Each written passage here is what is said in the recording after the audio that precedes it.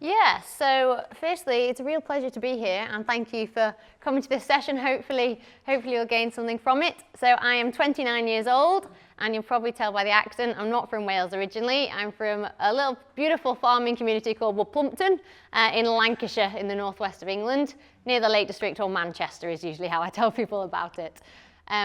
And to give us some context to my journey, I've just finished the Growing Churches programme, which I know we've got people here joining it this year. It's an amazing, amazing programme. I'm really grateful to the WLF for the experience. So do you want me to sort of share some of my background and off we go? Great. So to give some context, so you sort of know a little bit about me, I trained in my lifelong dream job as a PE teacher, followed through to that, and I ended up working in a fairly rough community school during my last year of training. And I would have, it's a very pastoral subject, PE. You'd end up, I remember one session I was with year 10 girls, and I had 7 of them line up at the start of the lesson to talk to me before they even wanted to get changed. And it was things like, my mum's kicked me out, what do I do? My boyfriend wants me to watch him commit suicide, what do I do? And I stood there as probably at the time about 21, 22, a young teacher thinking, how do I take these girls out, give them aims, put pressure on them, teach them PE, which I love, when their minds are occupied with, my boyfriend wants me to watch him commit suicide. I felt lost, and my heart broke for these children, and I knew the answer was in Jesus. I was brought up in a Christian household, gave my life to Jesus at a young age, and that kind of really kick-started my curiosity towards pastoral ministry. I grew more and more pastorally interested, and I ended up working for 4 years up just next to Blackpool in a additional learning needs community. And I chose not to teach, but to be an associate teacher, to have small groups, to have one-to-one. And the school were amazing. They said, Anna, do holistic development with these children. Look at what they need. A lot of those children from trauma backgrounds. And they just, honestly, I got so much free rein to work with those children on what developed them holistically. So I just kept kind of being more curiously interested pastorally. And then during this time, during lockdown, God really clearly told me that I'm becoming a missionary with an organisation called Truth Planters. It was a surprise to receive that sort of calling so young, but it was a prophecy I'd had for many years before. So it wasn't a total surprise, I just hadn't anticipated it quite as young as I was at the time. But before I moved to Mountain Ash, which is where God called me, God really clearly told me to do a study of creative arts psychotherapy. And I remember saying to God, are you honestly telling me to do this study, to become a missionary, to have no income at the other side of it, and to spend my savings to do it? Now, I didn't know where I was going in the world by that point. I had a big journey with God, getting my heart ready to actually to move to become a missionary. But God made a miraculous way for me to do this study. And during that time, God showed me that I'd be moving to Mountain Ash in the valleys. So Mountain Ash is actually I think one of the latest surveys, one of the top 3 towns in the whole of the UK for antidepressant use. So suddenly things started to slot together, that God had kind of pastorally led me, was giving me training, and then moving me to an area where there's a great need for mental health support and input. And then on my gap year, many years ago, I don't know if you've heard of LL Ministries, but I was again really clearly led to do a year training with them, and they're a healing and deliverance ministry training school.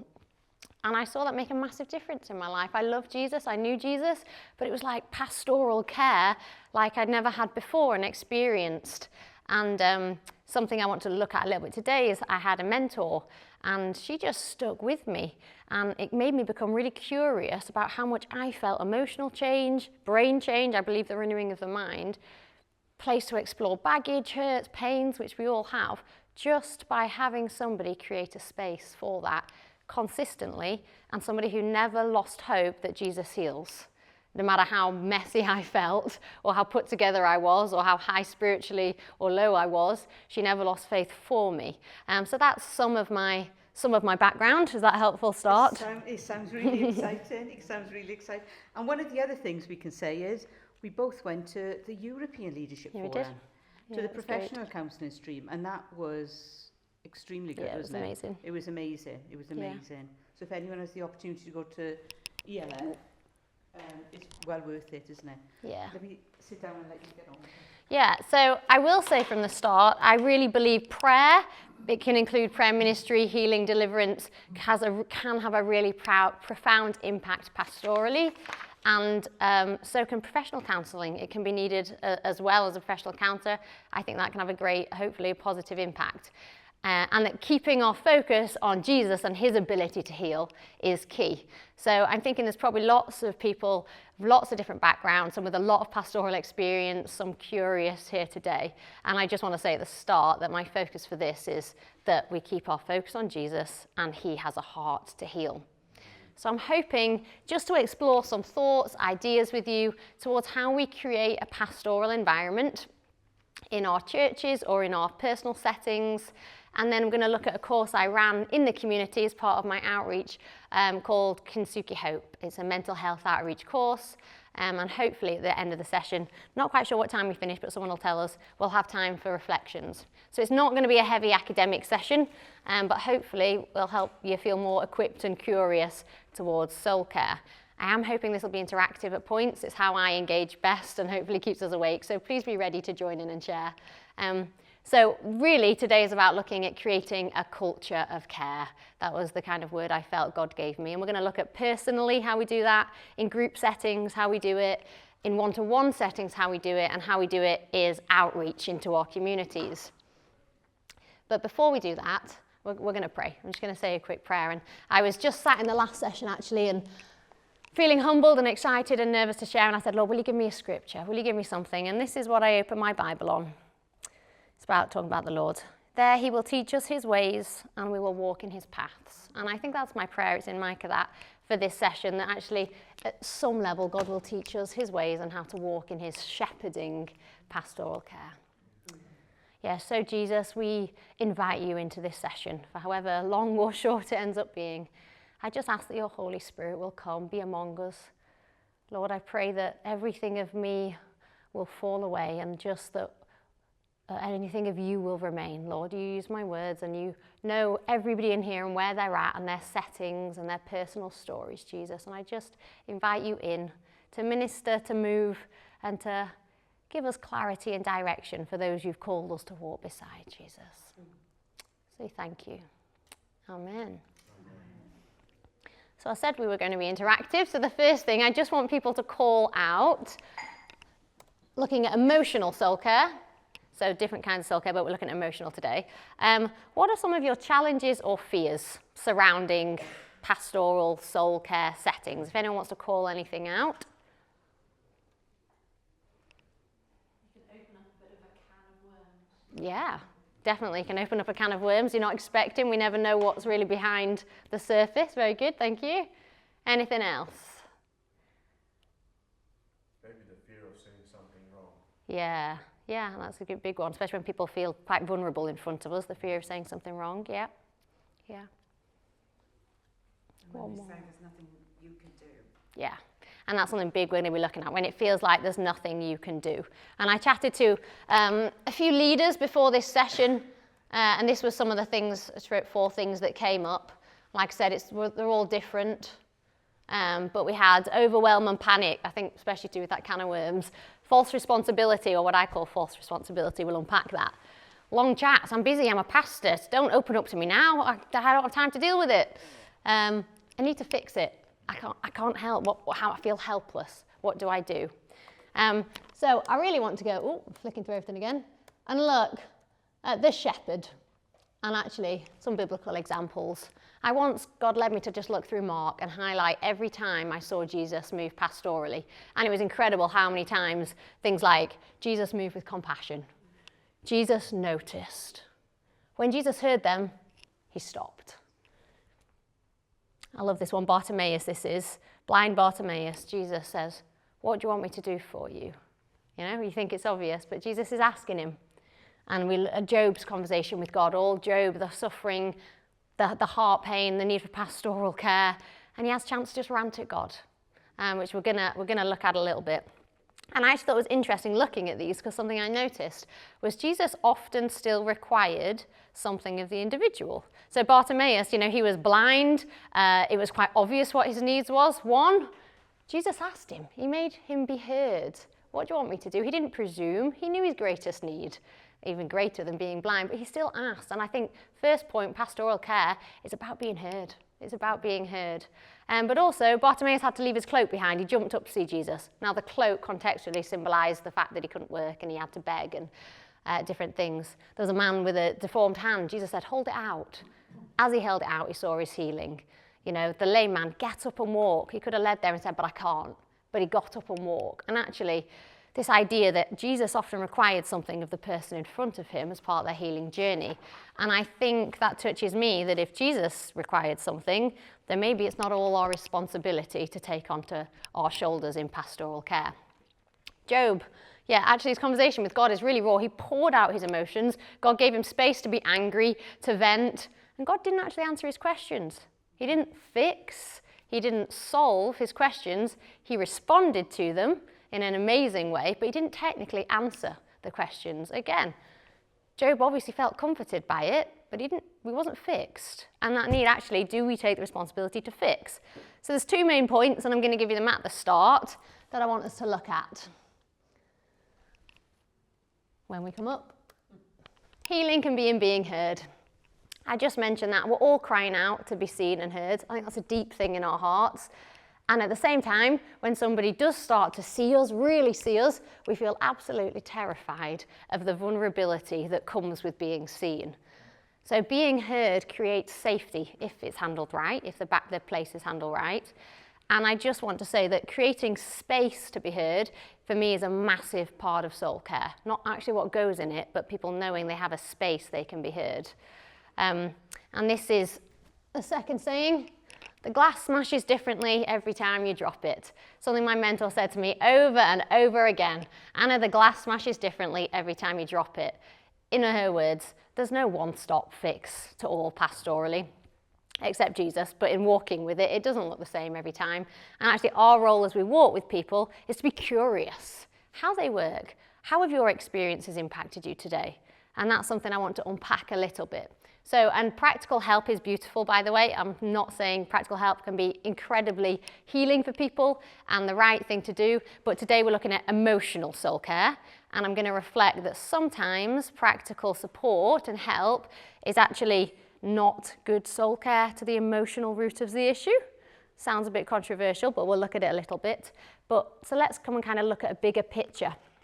One of my clients said to me the other day, she'd been in a group setting, and she said, Anna, I just wanted to be heard and acknowledged. I didn't want people to keep giving me solutions and fix things for me. And that was the cry of her heart. She'd been in a setting and people had been fixing. She just wanted to be heard. And I think I want to voice that for the leaders in the room. You don't always need to fix it. You're not the answer to their problems. And actually sitting in the overwhelm and acknowledging, yeah, this is really hard. I feel fear, that's hard. That can be part of healing and actually doesn't require much of us except, yeah, that's really hard. So just to have a think, what is my responsibility? So to create a safe space to be heard is actually often better pastoral care than being rescued or solved, which I said about earlier. And I mean in that context, if someone has a practical issue and we're fixing it, that can often, I'm going to say, come out of selfish motives. Now, it can often come out of my discomfort, I'll personalise it, with your emotions. So because I feel uncomfortable because you've got emotions, and I feel like I'll feel better if I feel like I've helped you. That's actually quite selfish motives. Now, I'm saying that quite bluntly. It's natural for all of us, but it's not about the person in front of us. Sometimes that can be our own need to be needed. I feel good when I'm needed, so I'm going to try and help and fix broken people.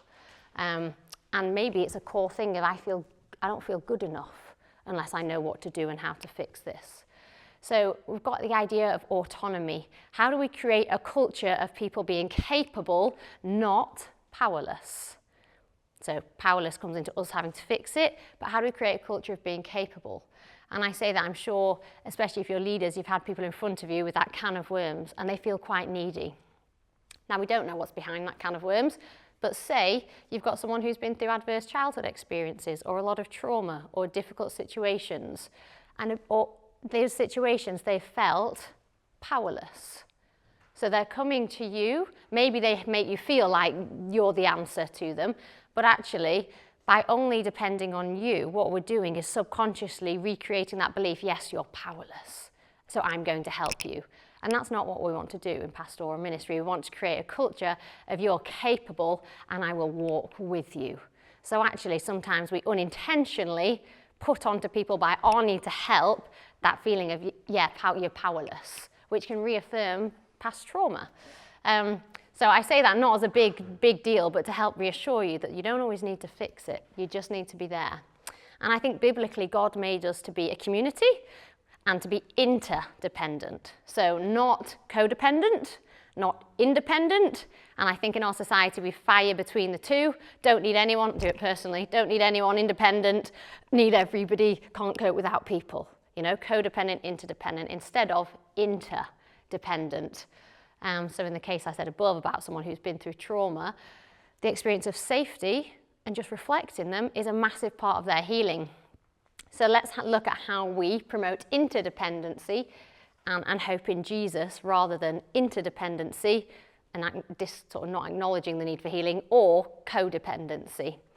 So my first point, I said we'll look at personal, is know yourself. Now this for me is a massive one because we all have stories. So currently the belief is 80 to 95% of our actions come out of our subconscious, not our conscious. So they're coming out of our beliefs from childhood, our cultural norms, our experiences. So know your triggers. Know what your wrong beliefs are. Spend time pastorally exploring yourself. They might be ministry triggers. I'm too busy to deal with you right now. I've got ministry. Or I don't know what to say. We had that earlier, didn't we? I'm not good enough. I don't have the answers. They're triggers. Let's look at them. They might be personal triggers. The person in front of me is talking about parental wounds and I relate to those, so I feel panicked. Or I need to help and rescue you because of my story. Or maybe you're showing emotions and I'm uncomfortable with that. Or you're talking about your stuff and as a leader I can't talk about mine, so I actually find that really irritating that you're taking my time to talk about your stuff. Be really aware of what's going on in you and your own triggers. And just to say, our feelings towards our emotions massively will change pastoral care for the person in front of us. We've all seen emotions expressed in ungodly ways. Emotions are now that thing of I don't have emotions and therefore I'm strong. Whereas actually reality is courage comes in showing emotions in front of people.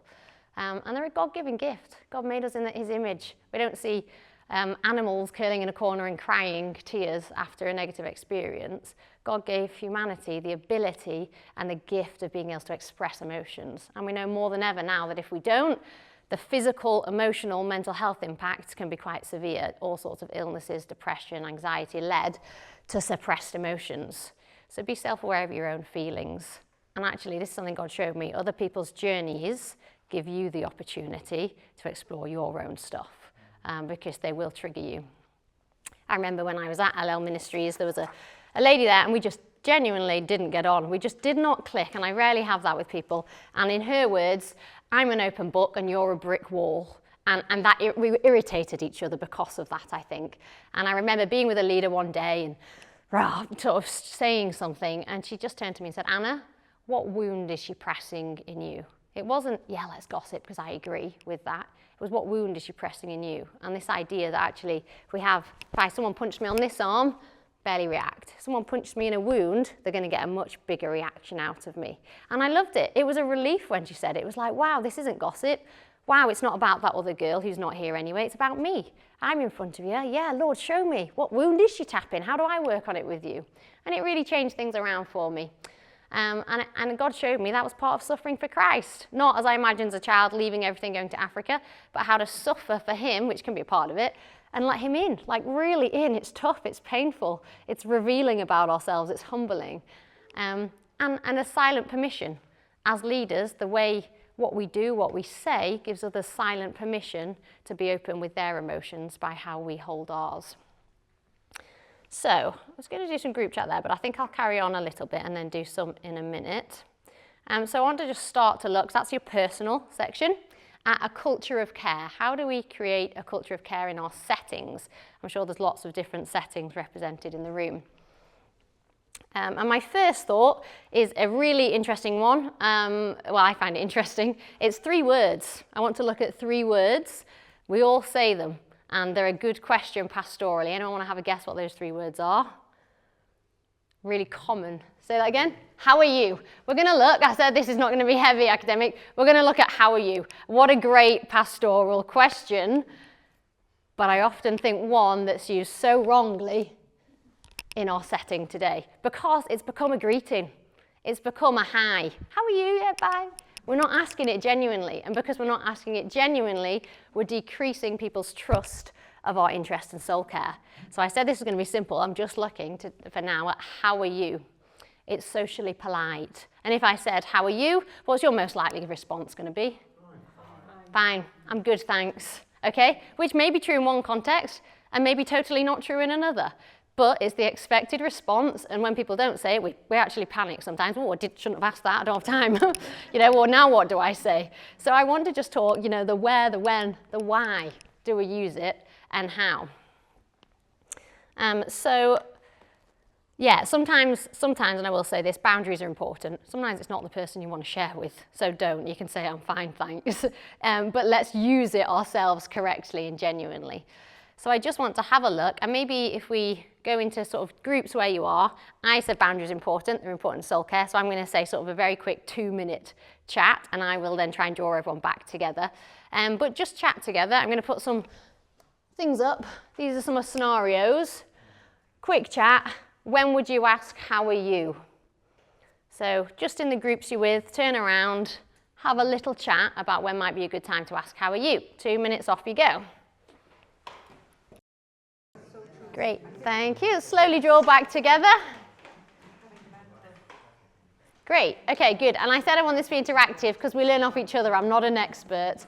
But also I want to give you some examples of boundaries. I kind of gave you time then and drew back together because they're really important in soul care. And we'll look at why in a minute. But I said right at the start, those 2 points, a key in soul care is being heard, not to rescue, but being heard, and that boundary is important. So I just want to try an alternative together because we're not always going to have time for those one-to-one settings. But we often do groups or pastoral meetings or work meetings as leaders or AGMs as church leaders. And I want to kind of suggest an alternative way of giving people the chance to be heard, to create a culture of care, but not having to respond to it. So we're going to go around the room, and all I want you to do is say 2 words only, nothing else. I'm going to put that boundary in. 2 words of how you felt maybe coming in this morning. Can be negative, can be positive, can be, make it up if you feel a bit uncomfortable because it's a bit different to start with. It doesn't matter, but 2 words only. I'm not going to say anything back. I'm just going to acknowledge it. For 1 or 2 people, I may delve a bit deeper to show how to do that a little bit, to reflect. So I'll give you a moment, think of your 2 words. And then nice and quickly, I'm going to start here. Thanks. Very excited. Very excited, great. We like you, that's 3. I'm sorry. That's fine, it's good, yeah. Excited. Excited? Confident? I'm going to say conflicted. Conflicted? Good and excited. Good and excited? Anticipatory. Anticipatory, nice word. Not sure. Relaxed. Relaxed. Karen? Excited. Excited? Expectant. Expectant? It was a bit early. Truth, we like truth, yeah. Tired, conflicted. Ooh, conflicted. What's going on for you there? Difficult situations. Difficult situations. So just to reflect, sorry I put you on it there. Curious, didn't rescue anything, I was just curious. And we could take that further, but I'm not going to because we're in a group setting. Yeah. Looking forward. Unsure/excited. Unsure and excited. Yeah, relaxed. Relaxed. Tired but ready. Tired but ready. Tired, pressured. Tired, pressured. I'm going to say nervous and excited. Listen to everybody because everybody gets heard at the back as well. Do you have 2 words? Very tired. Very tired, yeah. Okay, good. So that was a quick example. We're not going into it. The more people get used to it, the more ready they are. I said I did creative arts, so whoop. Other ways you can do it. Always feels a bit funny with adults to start with, but they get into it. Tell me a colour today. So I'm going to just pick on some people. Be ready. There's no depth to it, but pick a colour to tell me your mood today. Karen. Yellow. Yellow. Kath. Green. Ruth. Sorry, just so I know your names. I don't think that does anything for me. That's fine. That's fine. And some of these do take practice. And I'm not saying they're right or wrong. We all have different concepts of colours. If I said black to you, would you say safe colour or unsafe colour? Unsafe. Okay, the other day I was walking back to my house. I was walking down an alleyway and I saw a group of lads. I was in a black coat and put my hood up. Did I feel unsafe or did that make me feel safer that I was in black? Safer. Just pointing that out to say there's contradiction. We all see colours differently, really relate to them differently. It depends on the context. So again, we could be more curious. Oh, what does yellow mean to you, Karen? Like that. We could say, name an animal. Name an animal that describes how you're feeling today. Now we have the classic timid mouse, roaring lion that often children and young people, great to do this with youth, associate to. But actually as adults, it's great to be creative. I'm passionate that God's creative and we can be creative. And it gives voice to something that we often struggle to voice. How are you is a terrifying question. Sometimes there's a million answers and they're all right and they're all wrong at once. So different ways that if you're in a group setting, right, 5 minutes at the start, we're just going to go around, give me 2 words, how are you doing today? Tell me a colour, just gives me an idea of what people are going through as they come into this space. But it's not saying, how are you? Oh yeah, carry on. Someone asked me the other day, how are you? I said, actually, it's been a challenging 2 weeks. My nana died. And she went, oh, and in my scenario, and I thought, you didn't. And bless her, she's great. I was like, you didn't ask that because you're interested. You asked that because you needed to be heard, and that was okay. So, yes. We set the expectation of being heard, a safe space, a culture of care, but not to be rescued. And also, it's not the place to ask, how are you? Don't. Because boundaries equals trust, which equals soul care, culture of care. So let me just do a time check. I'm going to carry on a little bit. So that's a little bit about group setting, just food for thought. Actually, I'm going to pause there because I think reflection times are important. It's only going to be a quick one, it will be a minute, but just in your groups, have a little reflection on anything you've heard so far, just to give yourselves a chance to be heard. So 1 minute, off you go. Okay, coming back together when you can. Coming back together. And thank you, and I'm just going to reflect, the more you put boundaries in and follow through with them, because it makes people trust you, and you guys have responded to that very quickly and amazingly. Sometimes it's hard to draw people back together, but I keep coming back to that because clarity is kindness, as a good friend of mine says. Giving clear boundaries is kindness, and that's something we're going to look at in a moment as we just start to move towards, we've looked a little bit, I know it's all quick fire today, but at personal, looked a little bit about ideas for group settings of cultures of care. We're going to move into sort of one-to-one pastoral support and then into outreach into our communities. So let me see what my next slide is. One-to-one pastoral support. Actually, like I mentioned, my mentor, she just heard me. She just heard me. And I just want to reinforce that. Don't underestimate just what creating a space for people to be heard means. You know, I'm a single woman, I live by myself, and sometimes it just means so much to me when I get to be with people and they just hear how you're doing. You know, don't underestimate how much being heard is, whether that's really light level of being heard, how was your day is a classic. Yeah, it was good, did this, did that. I feel heard, someone's bothered, someone's interested in what I did. Or whether it's like, how are you, what's going on, you look like you're struggling. You know, and it's like, oh, phew, relief, I get to share it. So being heard, and I hope that does lift some responsibility, false responsibility off you. And I mentioned boundaries, clarity is kindness. And that's for me because my mentor had really irritatingly strong boundaries. So we got sort of paired up, we all had a mentor, and when I first was with her, her boundaries meant she said no sometimes when she wasn't free. She said no, and I at first was super offended. That's really rejecting. She doesn't care about me. Like, I'm just wasting her time. We naturally have this kind of, well, I'll reject before I'm rejected going on, and that's what was going on for me. Felt really rejecting. But you know what? It really soon became the safest experience of trust and care that I had, because I trusted she could say no. I trusted she could hold a time boundary, which meant, one, I didn't have to think about the time boundary. I trusted she'd get me ready to move into the session or whatever we were doing. But it also meant that when she said yes, I knew she meant it. I learned she meant it because she could say no. And actually all the fears I had, I'm taking up too much time, I'm just being a nuisance, she doesn't care, they just couldn't hold in the end, because the experience she gave me of that safe space, I mean safe emotionally, to explore, no hidden agenda, which is sometimes why it's easy to talk someone out of our settings, because we naturally all have kind of emotional agendas with people. It just meant I had to trust her. I couldn't hold to my own fears. And because I learned to trust her, I learned to dare to be real and be honest and be open. So really, don't be afraid to set boundaries and to set them from the go, to know what you need. My mentee in this season, I'm like, actually, I'm in quite a big season myself. I'm not going to be able to reply as much. She's in a different country at the minute. So if you want to send me a text, I'll read it and I'll pray, but don't send me a 10-minute voice message, because at the minute, I don't have capacity to listen. And actually, that's a boundary, but it means she knows what she needs to do to be heard. So why am I saying set these boundaries from the go?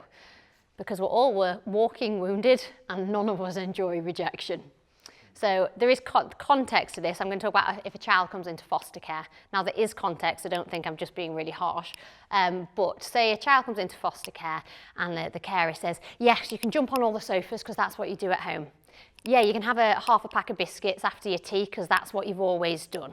Okay, and the foster child's, yeah, great, does what they've always done. In one way that can be great, so it is contextual, they do sometimes need options. But in another sense, within a few days, weeks, the rules start changing. No, you're not allowed to jump on the sofa.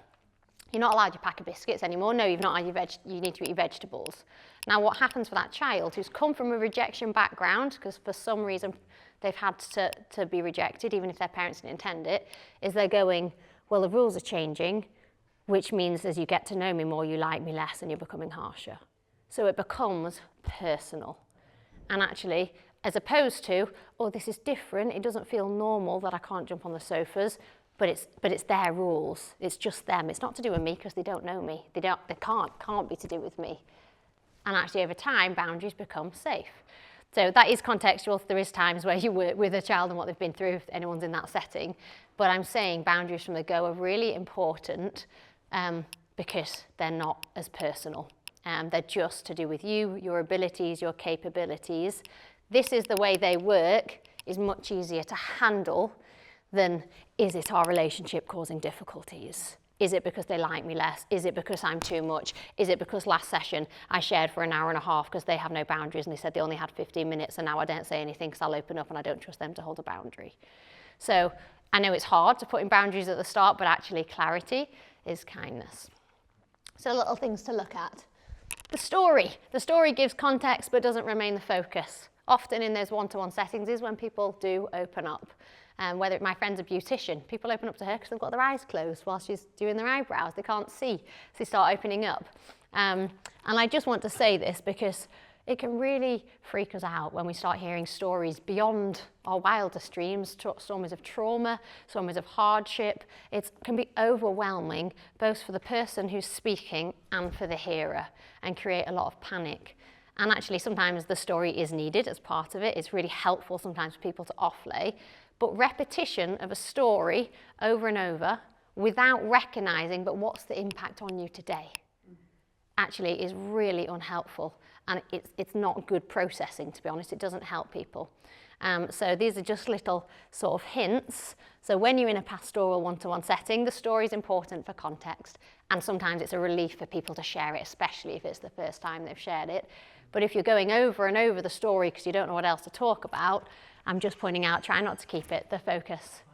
Ooh, okay, we're going to fly. Great, thank you.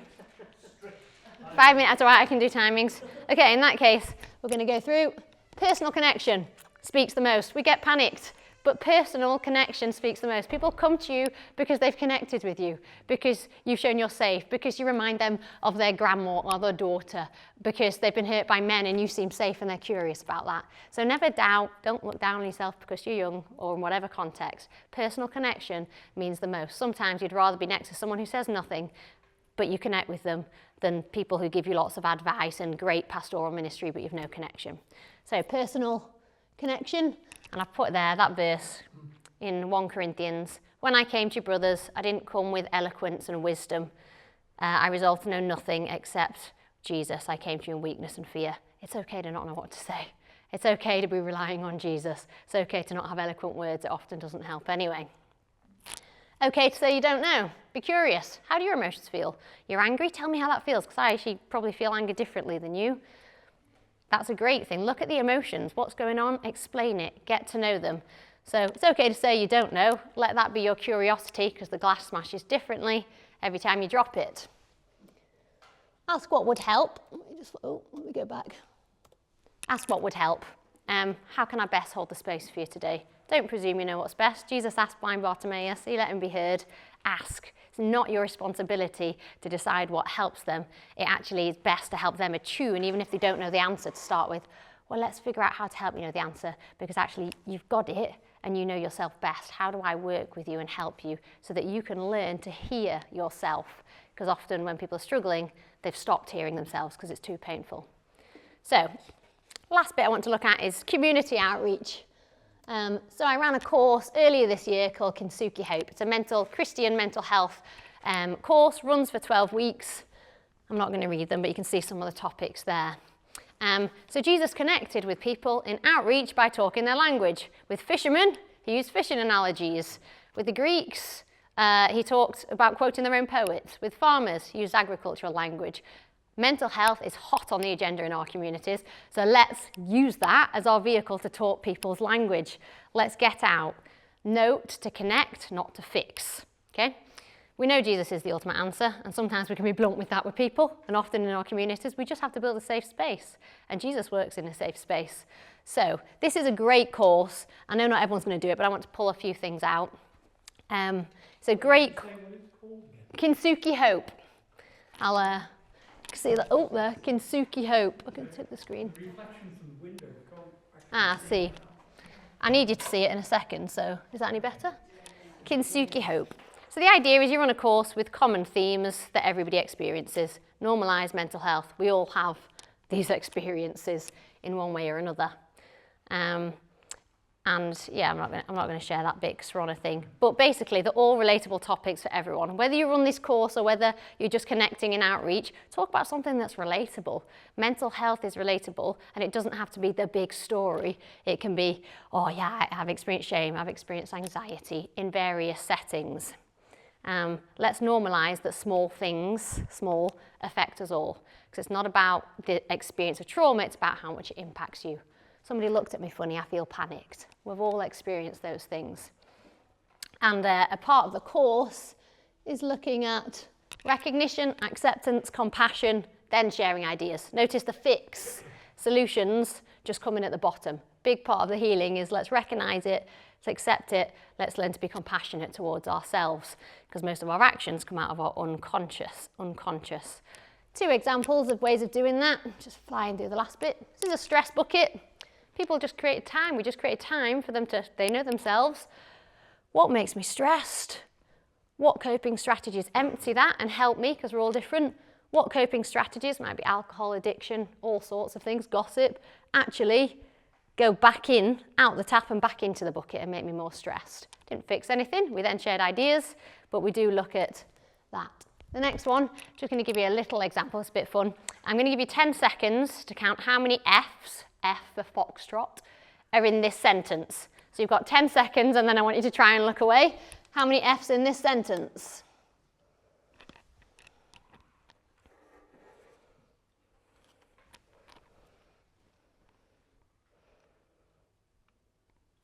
Five seconds. Okay, stop there, call out some answers. What do we get? 3, 4, 5. There's 2, there's 6. Okay, ofs we read as V's. I'm not going to point them out because we're out of time. The point of that is when we're in our world with anxiety or shame or something's going on, it's really hard to see the big picture. Okay, little silly analogy that's relatable. We all know that sometimes we need people to help us zoom out and see a different picture where things slot into place. Part of the course, you get to share your testimony. Now, we did this in our library. I'm big passion on let's get out the church into the community. Safe space in the community is the library, so we used it. Filled up very, very quickly, I think within 24 hours. Did the group, all sorts of people from all kinds of backgrounds, and we share testimony as part of it. And for some of us, that includes Jesus. Now, so we got then questions and we said, not the space, let's discuss that another time. But your testimony is powerful. It doesn't say we've had the same experiences, so we've impacted the same, because the glass smashes differently every time. But actually from this course, all the men from it have now joined our evangelistic men's group we run. All the women are still in contact with us in various forms, because people are desperate for a safe space. We never fixed anything, we just created a space. This course is a good one because it's all laid out basically for you, but there's lots of different ways you can do community outreach and create a safe pastoral space. So just in conclusion then, we want to create a space of pastoral care, culture of care and intimacy. And I mean this in a positive intimacy. And I just heard it said a few weeks ago, intimacy is into me, see. Terrifying, really beautiful. And I think what we want to get to with Jesus, and sometimes we can reflect that with people, that Jesus can do that and it's safe and it's beautiful. So the journey of learning how each other works, having grace for it, sharpening each other, definitely being sharpened yourself, to experience this Jesus' healing in our own lives is pastoral soul care. It is soul care. Letting Jesus in is incredibly, beautifully, painfully amazing experience, and you get to know him in just ways you've never imagined. That's that personal. That's not the head knowledge, but it's real heart personal. Whoa, I felt safe there today. Is this Jesus? Is this an experience that starts my mind renewing? So yeah, and also it kind of, for my journey, it gave me reasons to, that verse in James, I learnt to praise because I began to see how the pain, the emotions, the soul care sharpened me, and it gave me reason to rejoice because I just got to know Jesus so much better as shepherd. So I'm going to respect the boundary of the 5 minutes there. I don't know whether we finished up, but I hope that's been useful and that God's spoken to you with something for your settings.